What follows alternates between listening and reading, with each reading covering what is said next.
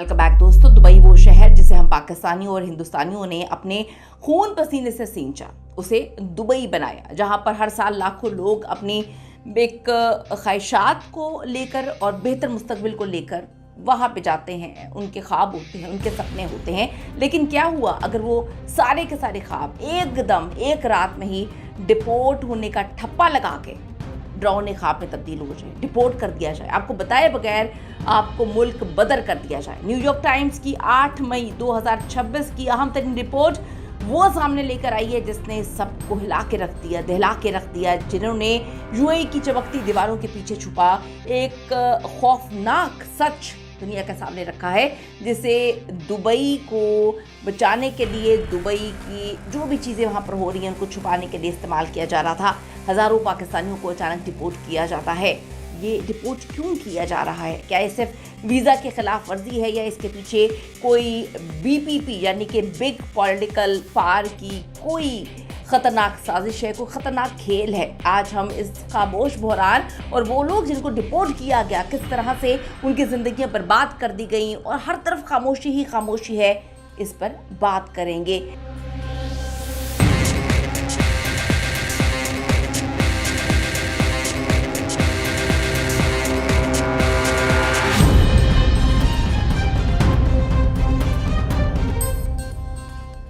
UAE में तकरीबन 1.7 million यानी कि 17 लाख पाकिस्तानी मुकीम हैं, जो वहाँ की आबादी का 15% से ज़्यादा बनते हैं। ये लोग हर साल पाकिस्तान को अरबों डॉलर्स का जो ज़र मुबादला है वो भेजते हैं दुबई से। लेकिन पिछले कुछ हफ्तों में न्यूयॉर्क टाइम्स के मुताबिक डिपोर्ट होने की शरह में 30% इजाफा हुआ। और ये डिपोर्ट होने वाले सिर्फ मजदूर नहीं हैं, बल्कि वो लोग हैं जो बरसों से, सालों से वहाँ पर ना सिर्फ काम कर रहे हैं, उन्हें भी 24 से 48 घंटे का नोटिस दिया जाता है कि आपने इन घंटों के अंदर अंदर मुल्क छोड़ देना है। आप सोच रहे होंगे कि ये कोई ख्वाब है, आप सोच रहे होंगे कि ये कोई डरावना ख्वाब है।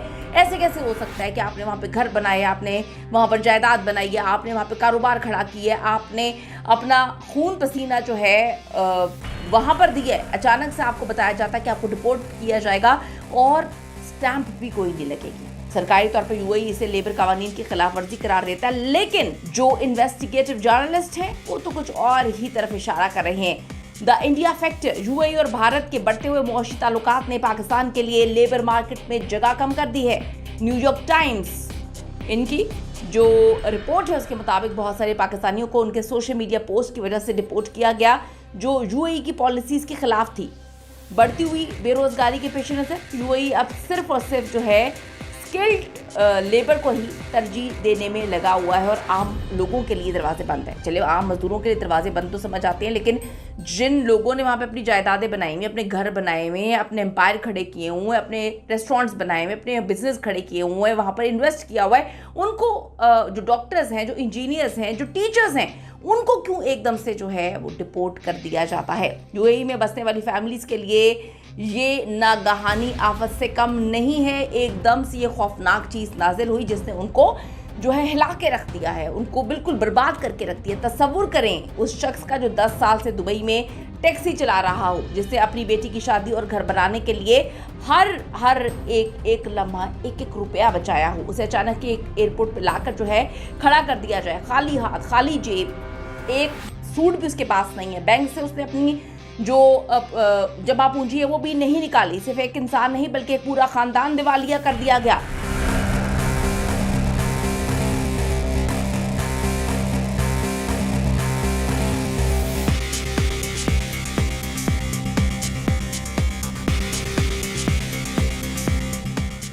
न्यूयॉर्क टाइम्स की रिपोर्ट पाकिस्तान के लिए एक वेकअप कॉल है। हम कब तक ऐसे लोगों को सस्ते मजदूर बनाकर जो है बाहर भेजते रहेंगे? अगर हमने अपने लोगों को टेक्नोलॉजी और हुनर नहीं सिखाया तो खलीजी ममालिक हमें इसी तरह से डिलीट करते रहेंगे। जब दिल चाहेगा इस्तेमाल करेंगे, जब दिल चाहेगा डिलीट करेंगे और दूध में से मक्खी की तरह निकाल के फेंक देंगे। दुबई की रोशनियाँ अब हर एक के लिए नहीं है।